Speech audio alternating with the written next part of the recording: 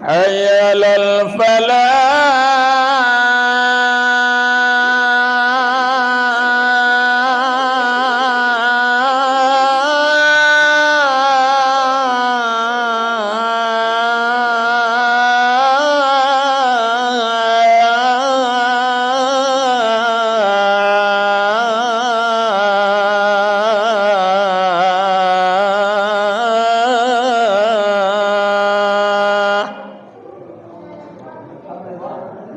Paling tidak orang bertanya, jadilah dulu Pak, siapa azan tu deh. Kelagi lah nak tiba, paling tidaknya orang bertanya dulu, siapa azan tu deh. Karena masjid kita umpamanya belum berpintu, bisa aja nengok. Kan belum ada nombor pintu juga. Allah Rabbi. Ada model itu. Iko idah. Lah jelas orang tua ko lah bengean. Tahu bengean? Sesak napas. Lah bengean Pak. Hau napasnya. Lah ngambus. Bosuruh azan. Azannya azan subuh pula. Biasanya orang sesak napas kok Pak, itu kumatnya waktu subuh. Waktu subuh pula orang tua ku azan. Az-salatu kainum lalawum.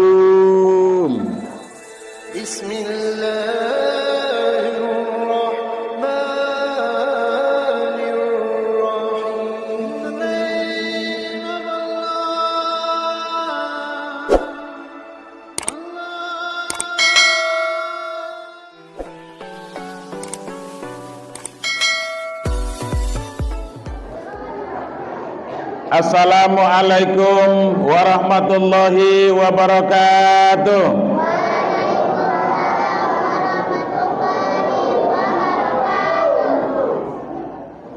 Bismillahirrahmanirrahim.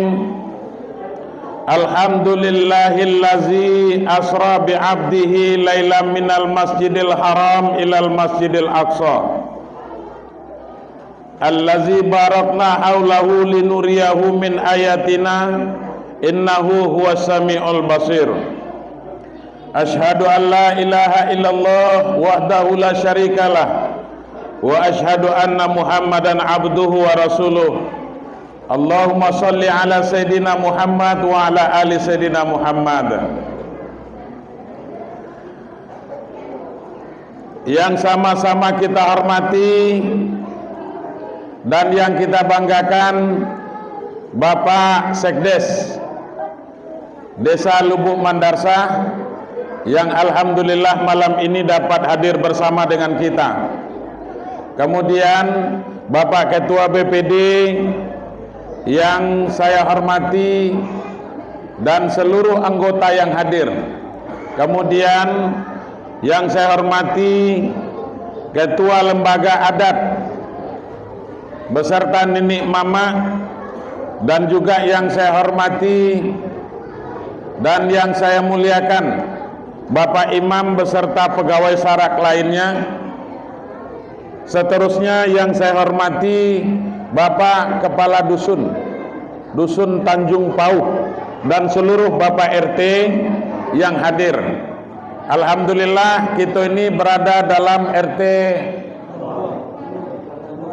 02. Nah, Bapak Ibu sekalian yang berbahagia, kemudian bapak-bapak, ibu-ibu yang kecil dak dipanggil namo, gedang dak pula disebutkan gelarnya, kecil sakti gedang betuah, seluruh kita yang hadir di dalam Masjid Nurul Jalal ini, mudah-mudahan kita semuanya mendapatkan rahmat dari Allah Subhanahu wa taala. Amin. Bu, diaminkan. Ayo.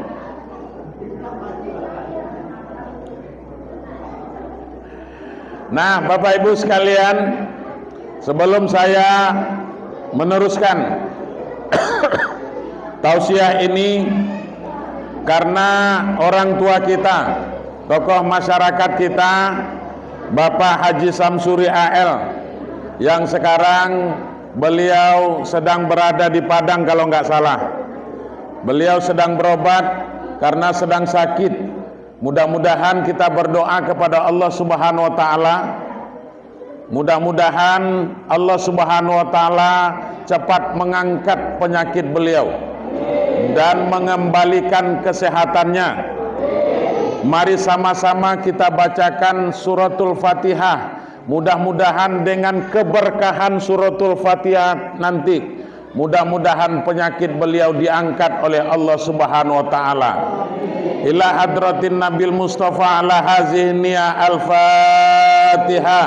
A'udzu billahi minasyaitonir rajim. Bismillahirrahmanirrahim. Alhamdulillahi rabbil alamin arrahmanir rahim maliki yaumiddin.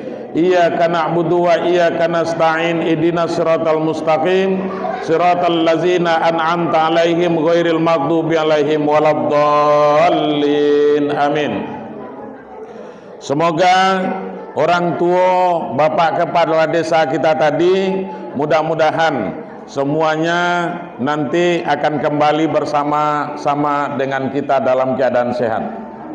Bapak Ibu sekalian yang berbahagia, malam ini patut kita bersyukur kepada Allah, limpahan rahmat dan karunia-Nya alhamdulillah masih tercurah kepada kita Bapak Ibu sekalian.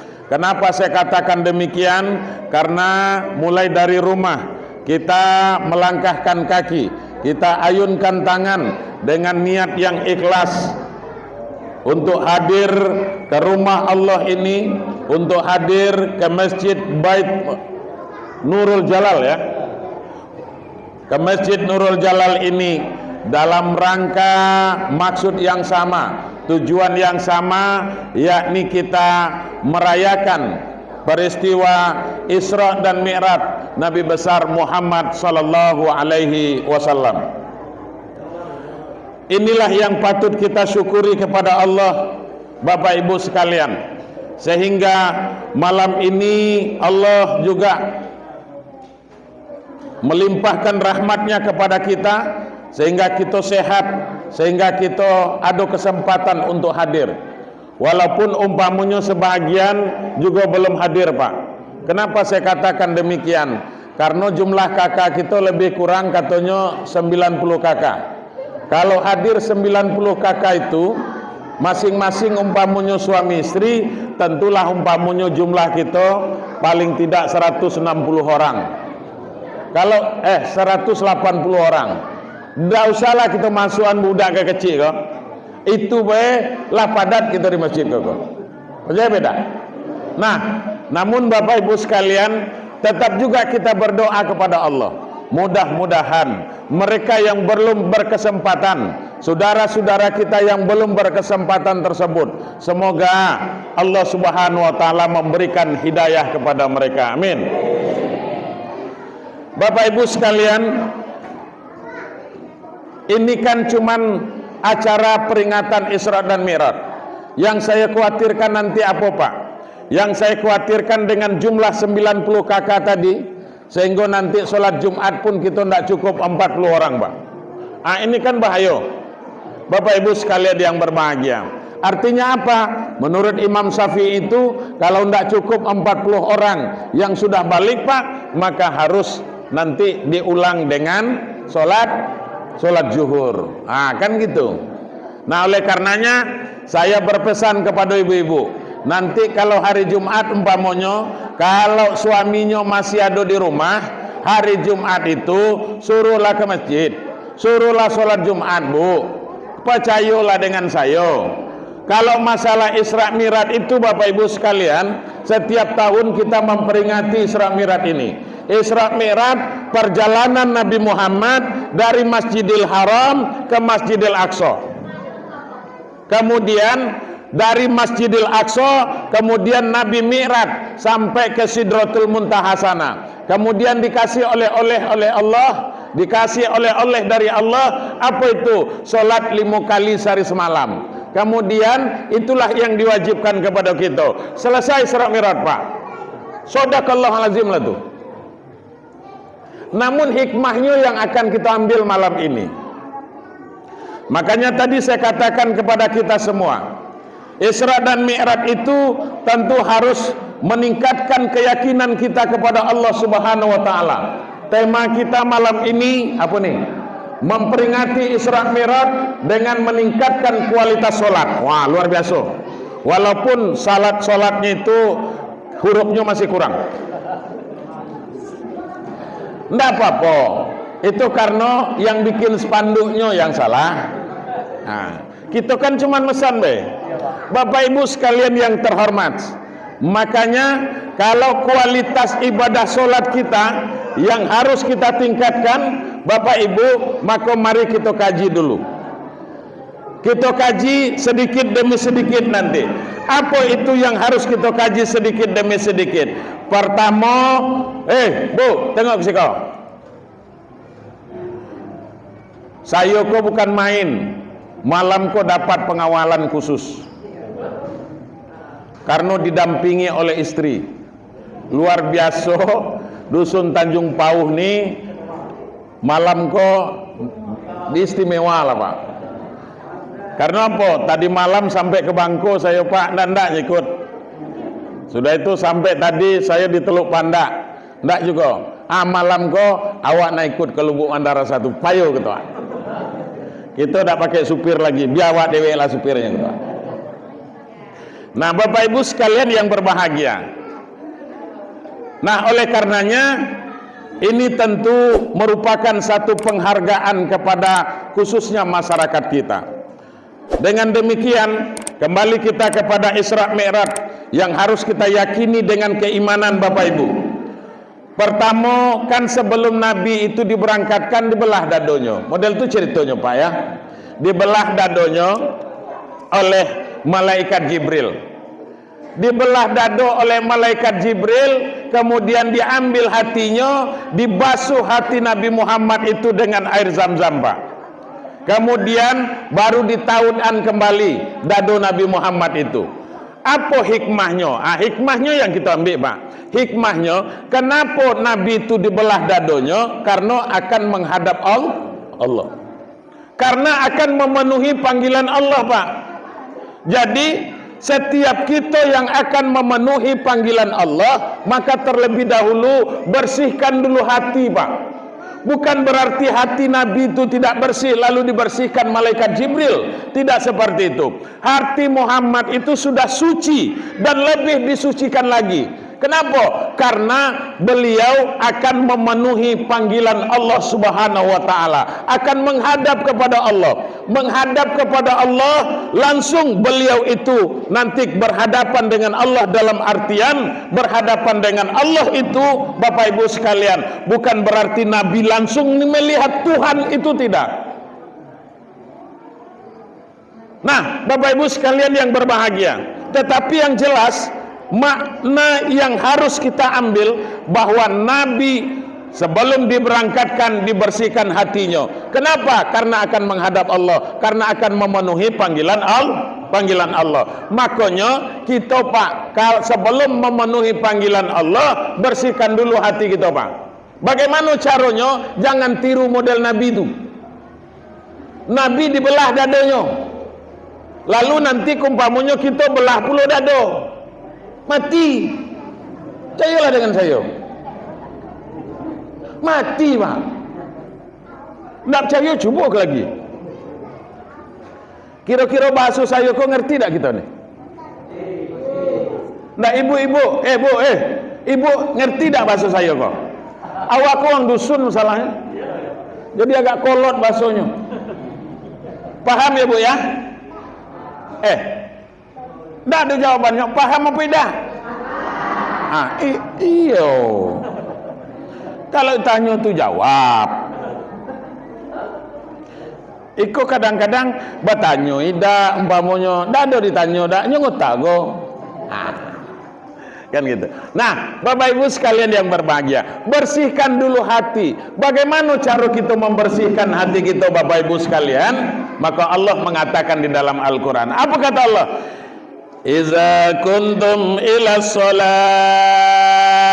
apabila kamu berdiri hendak melaksanakan sholat, faksilu wujuhakum wa aydiyakum ilal marafiq, hendaklah kamu basuh muka, basuh dua tangan, wamsahu biru'usikum, kemudian sapu sebagian kepala, wa arjulakum ilal ka'bain, kemudian basuh pula dua kaki sampai dua mata kaki. Nah, itu wudu artinya, Pak. Ngambil air semayang. Air semayang. Kau kadang-kadang takut pula habis bedak ya. Pak Ustaz, kami sesore itulah mandi, lah berbedak. Sudah itu kalau lagi datang maghrib nak berwuduk pula, habislah bedak kami itu. Bapak Ibu sekalian yang berbahagia, jangan takut. Karena apa? Apalagi umpamanya kan bedak pipa nomor 5 cuman.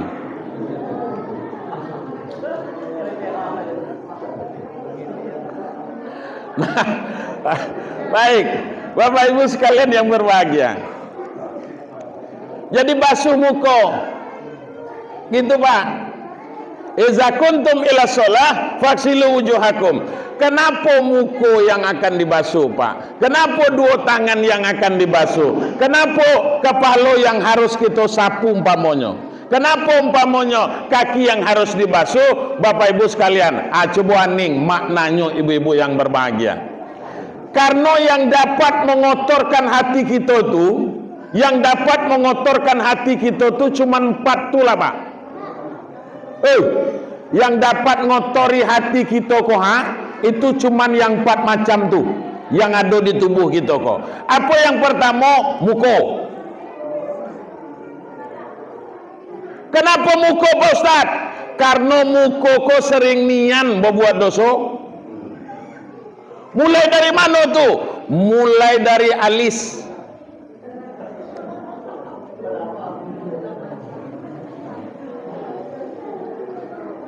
Tuh. Yang kedua apalagi mata. Mata, Pak. Jangan kita kok nengok dan agak licin keningnya dikit.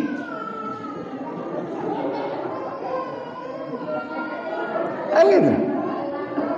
Nah, iya Bu. Iyo. Awak tentulah maksud ibu tuh. Nah, kemudian apa lagi? Hidung. Setelah itu apa lagi Bapak Ibu sekalian? Mulut. Mulut. Kehe. Itu basuhan Teluk Sengkawang tuh, Pak. Basuhan Sumai. Kehe teh. Bapak Ibu sekalian, mulut kita kok bukan main. Sehingga karena mulut, karena lidah kita kok dapat membuat orang memutuskan hubungan silaturahmi. Betul apa tidak? Iyo, sakit nian nanti awak kehe. Kan macam tu tuh. Kurang ajar nian mulutnya tuh. Mulutnya yang kurang ajar. Macam mana nak ngajar mulut? Makanya Bapak Ibu sekalian, makanya apa? Orang ahli bahasa itu mengatakan kalau pedang melukai tubuh masih ada harapan akan sembuh. Tapi kalau lidah melukai hati, kamano obatnya akan dicari itu. Nah, Bapak Ibu sekalian, itu makanya lidah kok bukan main tajamnya, lebih tajam dari pedang. Kurang ajar nian budak tu kawak, awak kok memanyo. Berani nyo bercakap model tu kawak kok kan itu tuh, Pak. Jadi lidah, karena lidah itu memutuskan silaturahmi, bukan main Bapak Ibu sekalian. Dengan lidah kau juga nanti kumpamonyo akan banyak mengotorkan hati kita dari apa? Dari menceritakan orang. Menceritakan orang. Anak si anu tu petang kok lah tertangkap pula. Tuh. Iya. Iya mbok teh. Iyo. Kan tak tahu apa. Nah itu. Nah, Bapak Ibu sekalian yang berbahagia, walaupun betul umpamanya yang kita cakap anentu, kalau betul yang kita cakapkan tubuh, maka itu namanya gibah. Itu namanya bagunjing. Kalau salah yang kita katakan itu, maka itu akan menjadi fitnah. Nah, jadi gitu. Al-fitnatu asatu minal qatl. Fitnah itu lebih kejam daripada pembunuhan, Bapak Ibu sekalian. Karena fitnah itulah makanya Ukraina dengan apa namanya itu? Dengan Rusia itu tidak ada sampai sekarang belum aman-aman. Itu karena apa tuh? Karena mulut. Itu Pak. Nah, makanya Bapak Ibu sekalian, itu dapat mengotori, sangat banyak nanti akan mengotori hati kita, Bapak Ibu sekalian. Oleh karena itu, makanya selalu harus kita basuh mulut kita kok. Makanya sebelum bodoh tuh Pak, bakumur-kumur, ya Bu. Ika bodoh mentah ada 2 kali entah tidak sehari semalam. Nah kan gitu. Nah Bapak Ibu sekalian, kemudian apa lagi? Kemudian 2 tangan kita kok banyak nian ngotori hati Pak. Sebab apa? Sebab kadang-kadang gara-gara tangan kok yang ndak ada punya kita merasa punya kita juga Pak. Batanam sawit sebatang agam. Ndak ada nanam sawit dak. Tapi tiap minggu jual sawit. Nanam sawit tak ada. Agak sebatang tak ada. Tapi tiap minggu, malah hampir setiap hari jual tandan sawit. Dari mana tibunya? Andalah kesudahnya itu punya orang, punya kita. Betul apa tidak? Punya orang, punya kita. Kita kok lah diberikan akal oleh Allah, Bu. Coba nih, kita kok lah diberikan akal, lah diberikan otak oleh Allah. Apa tujuannya? Supaya kita bisa berpikir, Pak. Kita diberikan akal supaya kita bisa berpikir dan supaya bisa membedakan mana yang elok, mana yang tidak elok. Itu kalau sehat otaknya Pak, bisa membedakan mana yang elok, mana yang tidak elok, mana yang kotor, mana yang bersih, mana yang punya orang, mana yang punya inyo. Itu yang bisa membedakan otaknya, akalnya kalau masih sehat. Betul apa tidak? Tapi kalau akalnya sudah sakit Pak, kalau akalnya sudah sakit itu namanya orang gilo namanya. Orang kalau lah sakit otaknya gilo namanya Pak. Orang gilo itu tidak bisa lagi membedakan mana yang hak, mana yang batil, mana yang sah, mana yang batal, mana yang punya orang, mana yang punya inyo, mana yang halal, mana yang haram. Tidak lagi bisa dibedakan tuh Pak. Dan punya orang punya kita juga, hak orang hak kita juga, itu lagi gilo namanya. Kok ngajinian gitu kok? Buka kulit tanpa isi Pak. Awak macam tu tukangnya. Kalau rasa sakit hati yang kedatang jangan lagi diundang saya kok.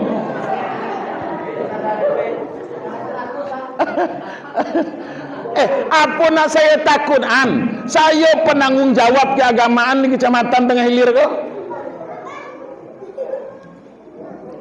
Makanya karena saya berbicara, saya ceramah, saya ngomong di hadapan masyarakat saya lah.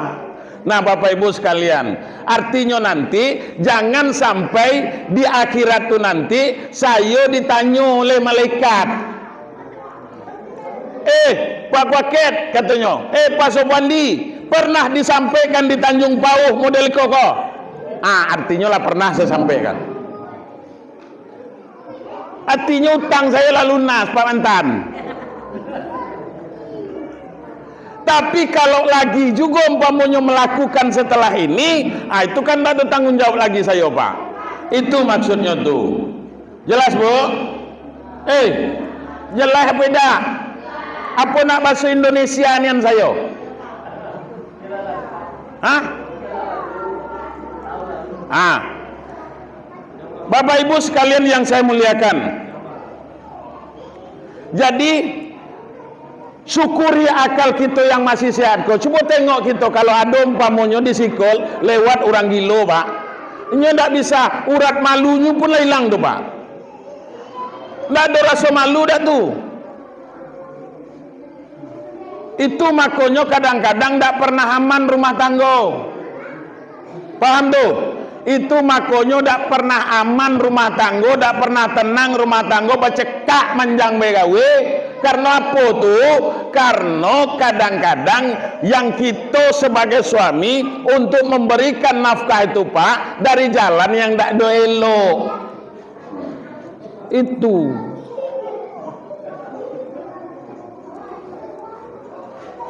Entahlah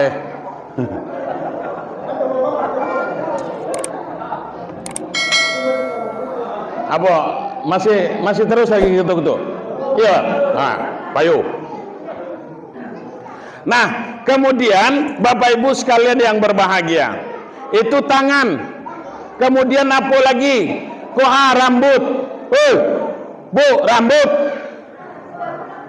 ditutup. Koida keluar rumah kadang-kadang, keluar rumah baki kirai rambut kok. Sudah itu lah becet lah. Ada yang warnanya hijau, ada yang pink, macam-macam warnanya. Terserahlah pokoknya.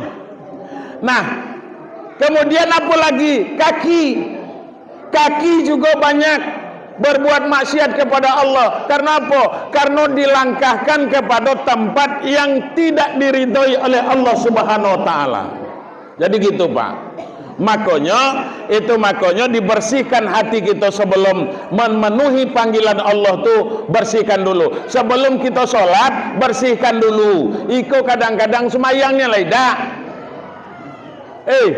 Semayangnya laidak, Pak. Ya, Bu. Cuma nula nak tenang.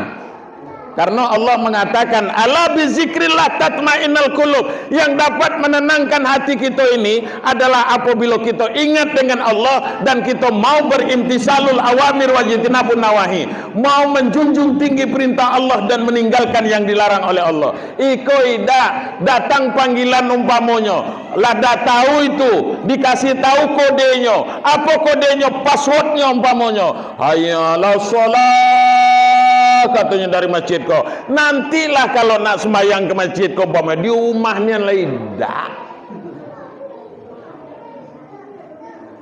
Apa lagi nak ke masjid?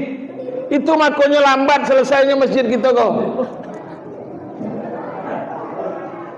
Ya, Bu. Karena ibu-ibu dandak ke masjid kok, itu makanya jarang selesainya. Hendaklah. Jadi mulai dari besok umpamanya kita ramaikan masjid Iko. Jadi model itu, Pak. Ya, Bu. Ajak umpamanya suami masing-masing ke sikau. Kan dekat cuman ndak ada nan jauhnya. Apalah umpamanya. Dua langkah cuman sampai kita ke sikau. Nah, ini Bapak Ibu sekalian yang berbahagia. Kalau kita biasakan melangkah kepada yang lebih baik, maka akan bersih hati kita tuh. Membersihkan hati itu makanya paling tidak 5 kali sehari semalam, yang 4 kok harus kita basuh kok, Pak. Yang pertama muka, kemudian apa lagi? 2 tangan, kemudian kepala, dan juga 2 kaki sampai 2 mata kaki. Insya Allah, Bapak Ibu, apabila sering kita basuh, maka terhindar kita dari perbuatan-perbuatan maksiat. Kenapa? Karena solat itu dapat mencegah. Inna sholata tanha anil fasya'i wal munkar. Solat itu akan dapat mencegah kita dari perbuatan keji dan perbuatan yang mungkar, Pak. Jadi gitu. Aturan umpamonya, aturan tedodos sawit kawan tuh, karena kita rajin semayang nggak jadi lagi tuh, Pak. Model itu. Lah, Lah dapat kue tadi. Lah dapat kue. Lah, makan elok, kemudian duduk tunak-tunak. Nak masuk surga apa tidak? Nak masuk surga apa masuk neraka? Ucapkan 2 kalimat syahadat dulu. 1, 2, 3.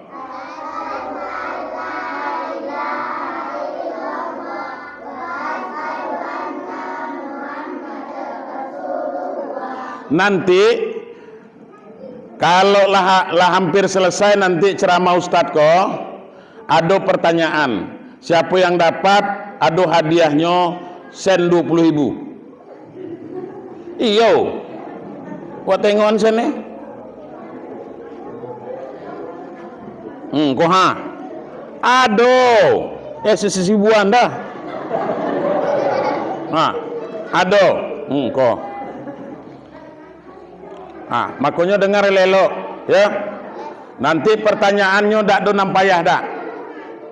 Mudah. Makanya asal jangan ngotak. Nah, saya teruskan Bapak Ibu sekalian. Itu hikmah yang pertama, Pak. Kemudian Nabi sebelum berangkat itu, Pak, itu disuguhkan. Apa yang disuguhkan? Ada 2 macam, Pak, yang disuguhkan kepada Nabi itu. Yang pertama, 2 gelas yang disuguhkan. Ada 1 gelas yang berisi dengan susu, air susu. Kemudian yang segelas lagi itu disuguhkan model kolah umpamanya. Sekok berisi susu, kemudian sekok berisi dengan arak, Bapak Ibu sekalian. Maka apa yang dipilih oleh Nabi, Bapak Ibu? Maka Nabi memilih air susu itu. Apa kata Jibril? Untunglah Mat, kau milih air susu kok. Andai kau milih umpamanya air arak kok, maka yakinlah umatmu nanti itu akan mati mabuk begalo itu. Jadi gitu, Pak. Sedangkan lagi dipilih oleh Nabi itu air susu, Pak. Kadang-kadang umatnya itu bukan main, Pak. Ndak orang minum pamonyo, ndak orang belinya, ada tukang belinya dogo. Tengoklah kita umpamanya di Siko kalau nak pengantin. Ada be tukang beli tua tuh. Iya, Pak. Iya, Pak. Ndak awak takut uwo we itu. Kiranya yur boy. Pak, saya kasih tahu lah. Ibu, ini saya kasih tahu. Kalau suami ibu kita umpamanya dia pulang ke rumah, kemudian masih ada mulutnya bau minuman keras. Ingat ibu, saya kasih tahu lagi. Saya ulang kalimatnya. Apabila suami ibu pulang ke rumah, kemudian masih ada bau minuman di mulutnya, minuman keras maksudnya, Pak, maka apabila dia minta dilayani dengan ibu, maka ibu tidak ubahnya seperti melayani seekor anjing. Tuhnya. Iya, Pak. Nggak, awak kok ngaji kok, Pak? Nah itu, jangan kalau nyompamnya buat anak awak kopi buat dewe. Karena apa? Karena dalam keadaan mabuk, Pak. Itu makanya Allah mengatakan, la taqrabus shalah wa antum sukara. Jangan kamu menghampiri sholat kalau kamu dalam keadaan mabuk. Kami, Pak, cuman minum tua Anda lah, kan gitu. Walaupun setiap kami tidak mabuk dah, Pak, cuman minum.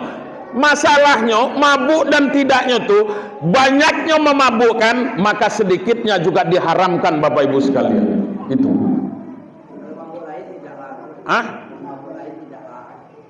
Segala yang memabukkan haram hukum. Apa bentuknya? Makannya akan asinian pamonyo, karena kebanyakan makan mabuk gitu pamonyo, haram juga hukumnya. Jadi tidak boleh setiap yang memabukkan, apalagi minum tua, apalagi minum anggur, apalagi ya Allah, segan lawak nyebut nih.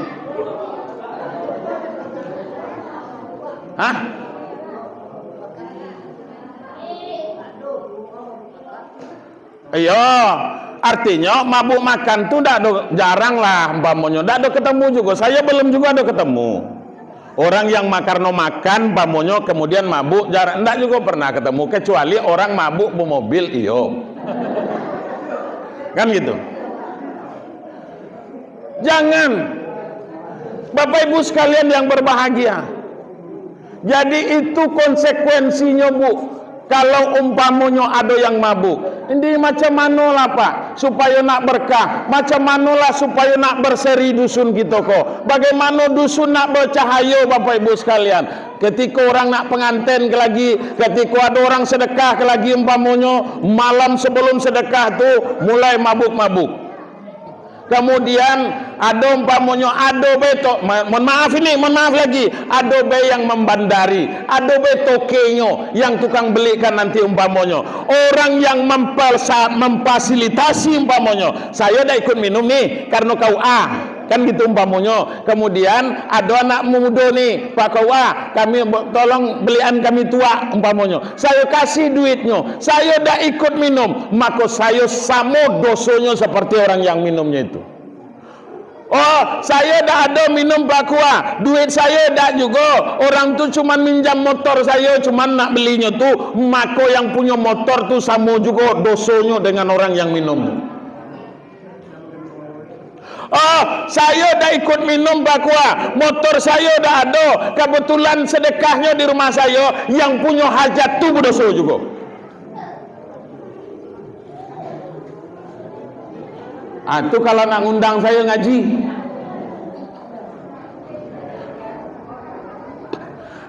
Maksud saya apa? Sudahlah, kalau nan sudahlah. Ya Pak, kalau yang telah sudahlah. Jangan lagi umpamanya yang akan datang kita ulangi hal yang seperti itu. Lah pening kepala saya, lah litak kuping saya nganingnya pengaduan itu Pak. Untung malamku saya diundang ke situ. Jadi itu. Nah, Bapak Ibu sekalian yang berbahagia, artinya sudah saya sampaikan, betul Bu? Sudah. Ibu-ibu pun lah tahu pula tuh, kalau mabuknya kau datang ke rumah tuh lagi umpamanya, ada pula tuh banyak minum tuh umpamanya, ja pintu rumahnya lah tak tahu lagi. Lah tantu ke dinding tuh. Kalau lah tantu ke dinding tuh karena mabuk terajangkan. Ya gitu. Oh, itu kan kita tidak boleh Pak Ustadz, kita harus tunduk dan patuh kepada suami.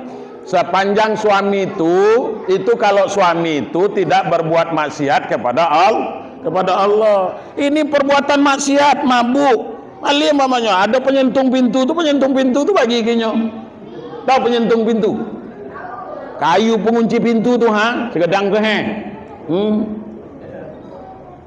Jadi gitu.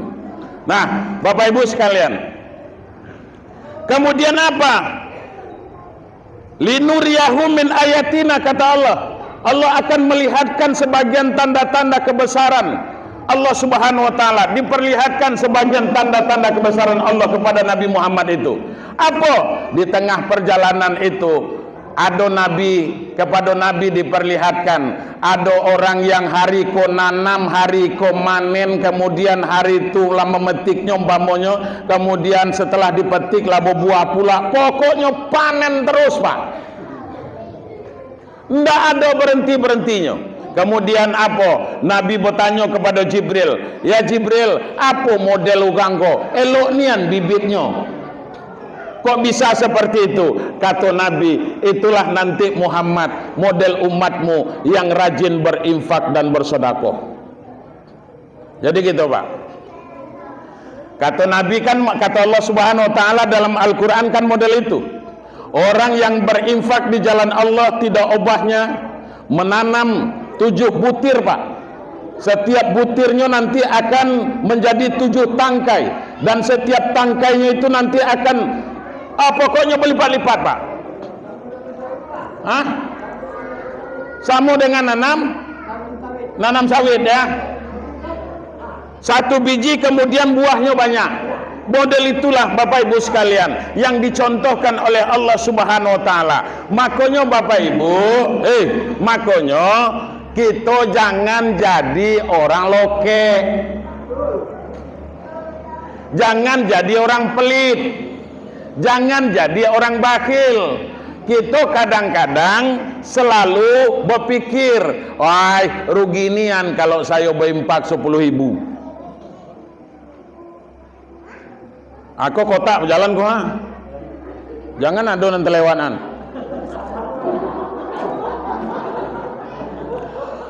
Oh, Pak Kua bercakap baik, pamonya abang kesiko, waisi. Itu namanya fastabiqul khairat, Pak. Berlomba-lomba untuk kebaikan. Itu maksudnya.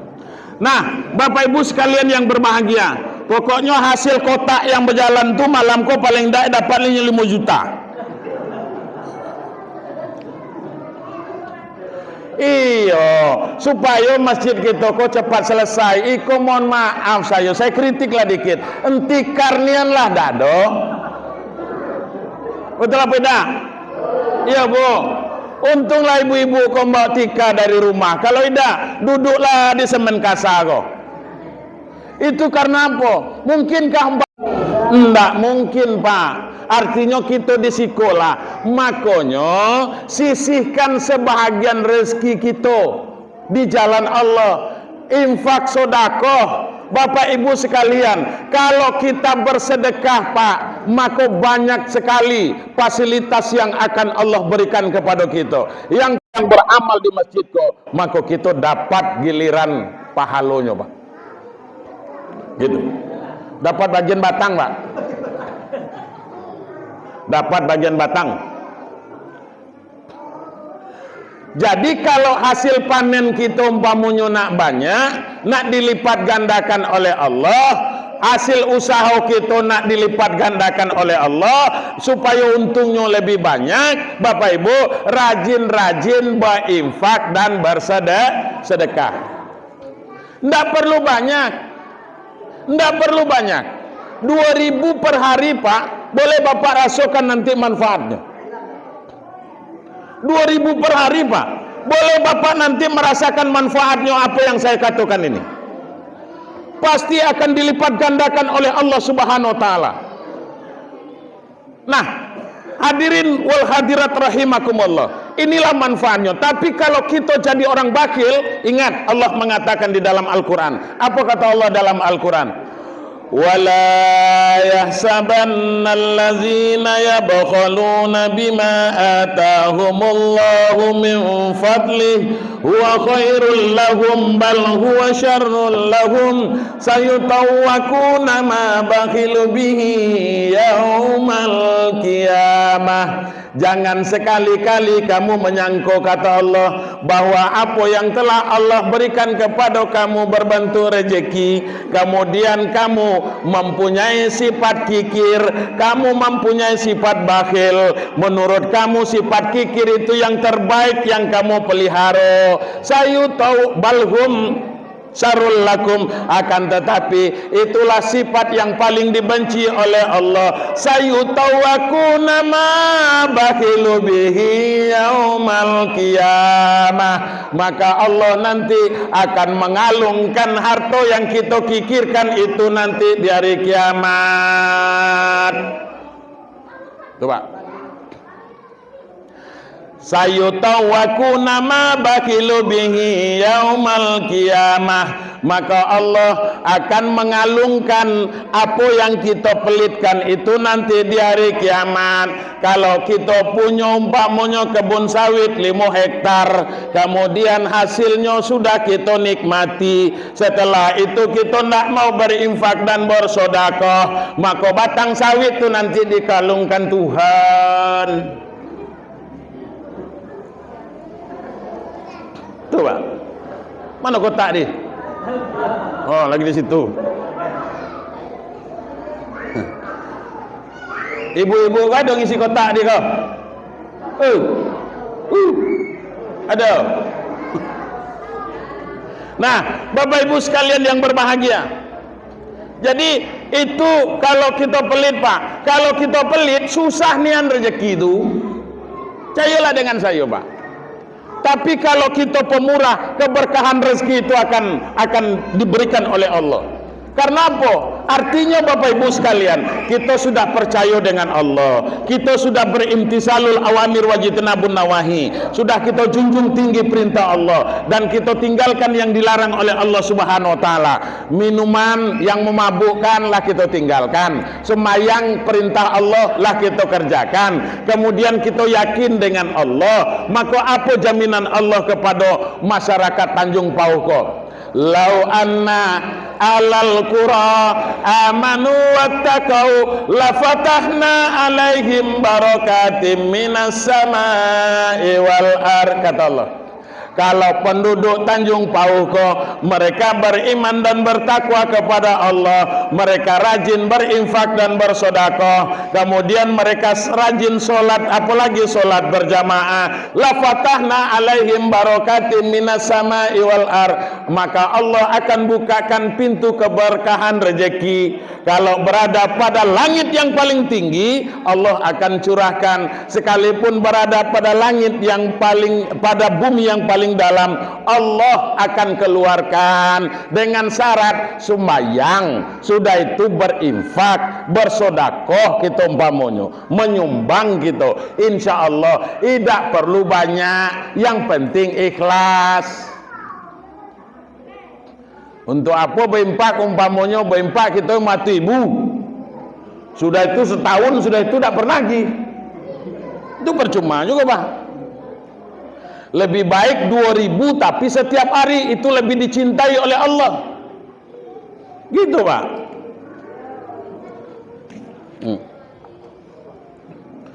Jadi model itu Bapak Ibu sekalian. Jangan umpamanya kita rasa sayangin. Bila giliran umpamanya duit itulah kurapan Pak, uang toko dan tak gini moyo, baru memasukkan ke kota impak. Lada diterima lagi dia untuk ikut laku lagi kata uang toko. Kan gitu umpamanya. Tiba hari Jumatnya masukan model itu. Giliran hari ditanya masuk surga nak duluan pula tuh Pak. Itu tuh kadang. Makanya berinfak tuh Allah tidak memandang banyaknya. Allah tidak memandang kepada orang yang siapa yang memberikan, tetapi Allah memandang kepada hati orang yang memberikan itu Bapak Ibu. Makanya Nabi mengatakan, innallah la yanzuru ila suwarikum wala ila ajsamikum wala ila amwalikum walakinnallah yanzuru ila qulubikum wa a'malikum. Allah tidak memandang kepada wajah tampan bapak kok. Allah juga tidak memandang kepada wajah ibu-ibu yang cantik. Allah tidak memandang berapa banyak jumlah harta bapak ibu. Walakinnallah yanzuru ila qulubikum. Akan tetapi Allah memandang kepada hati kamu, isi hati kita kok, keikhlasan hati kita. Dan keikhlasan hati kita itu kemudian ibadah kita itu yang dipandang oleh Allah Subhanahu wa taala, bukan pulau banyaknya. Tentu kalau berinfak dan bersedekah kok Pak, macam mana yang paling elok itu Pak Kwaket, kan gitu umpamanya. Berinfak dan bersedekah itu lebih baik banyak ikhlas daripada sedikit tapi tidak ikhlas. Itu yang paling elok Pak. Lebih baik, saya ulang nih, lebih baik banyak ikhlas daripada sedikit tapi tidak ikhlas. Manulah dikit dah ikhlas pula, eloklah banyak. Ya Bu, Ibu kalau umpamanya nak ditambah-tambah rezekinya, ndak usah awak dak punya sen Pak Ustaz. Kalau untuk masjid, kalau dak percaya coba nanti umpamanya. Kita kan harus buktikan Pak. kalau dah percaya. Karena itu ajaran Islam yang berjanji Allah. Allah kalau berjanji pasti, Pak. Apa kata Allah dalam Al-Quran? La in syakartum la azidannakum wa la in kafartum inna azabi lasyadid. Kalau kamu mau berterima kasih terhadap apa yang telah Allah berikan kepada kamu, la azidannakum, niscaya akan aku tambah, kata Allah. Niscaya akan aku tambah. La azidannakum, kalimat ini pasti, Pak. Sebab Allah tidak akan pernah ingkar janji. Yang selalu ingkar janji itu siapa? Kita dan para caleg-caleg. Nah, Bapak Ibu sekalian yang berbahagia, la azidannakum, niscaya akan aku tambah, kata Allah. Wala in kafartum inna azabi lasyadid. Kalau kamu umpamanya engkar, kalau kamu jadi orang pelit, la azidannakum, kemudian azab Allah itu nanti akan bersangatan. Apa azab Allah tuh, Pak? Mulai dari rezeki kita sendat-sendat, giliran kita nak motong hari hujan, giliran kita sudah motong umpamanya hujan tiba habis kalau yo. Pas mobil nak ngantar mobil kita nak ngantar sawit ke apa namanya ini? Loading. Pas umpamanya dari kebun kita kok nak ngantar sawit ke loading umpamanya, tengah jalan patah asnya. Akhirnya apa? Sawit iya terjual juga, tapi habis untuk mobil kok lah. Gitu. Ado-ado baik jalannya kalau Allah mau mengambilnya. Model itu Bapak Ibu sekalian. Nah, makanya Bapak Ibu yang terhormat, mudah-mudahan dengan apa? Dengan peringatan Isra dan Mi'raj itu tidak perlu banyak yang harus kita dapat. Hendaknya ada perubahan. Bagi saya apa, Pak? Yang pertama, hendaknya kita ramaikan masjid kok. Itu yang satu tuh. Yang kedua, jangan lagi mabuk-mabuk di dusun kok. Dua. Kemudian bagi yang belum sholat, semayang, sholat. Tiga. Kemudian kalau diberi rezeki, maka sisihkan sebagian rezeki kita di jalan Allah melalui infak dan sedekah. Lawatu. Kalau itu sudah kita amalkan, insya Allah Bapak Ibu sekalian, dusun kita kok akan bercahaya sampai ke Sidratul Muntaha sana nanti ketika ada panggilan azan. Ayyalal falah.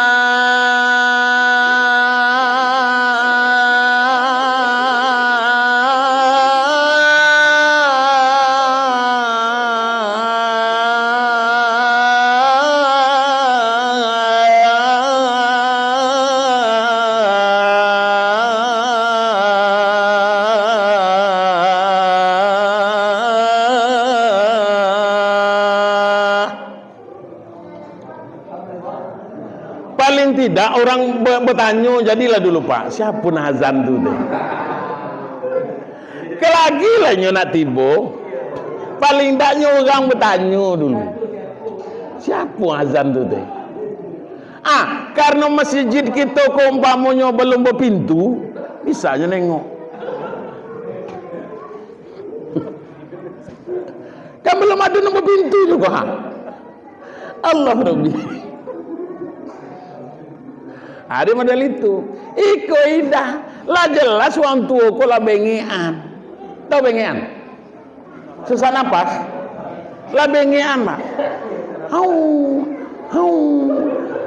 napasnya. Lah ngambus. Bosuh azan. Azannya azan subuh pula. Biasanya orang sesak napas kok, Pak, itu kumatnya waktu subuh. Waktu subuh pula orang tua ku azan. Az-salatu kainum minal-naum.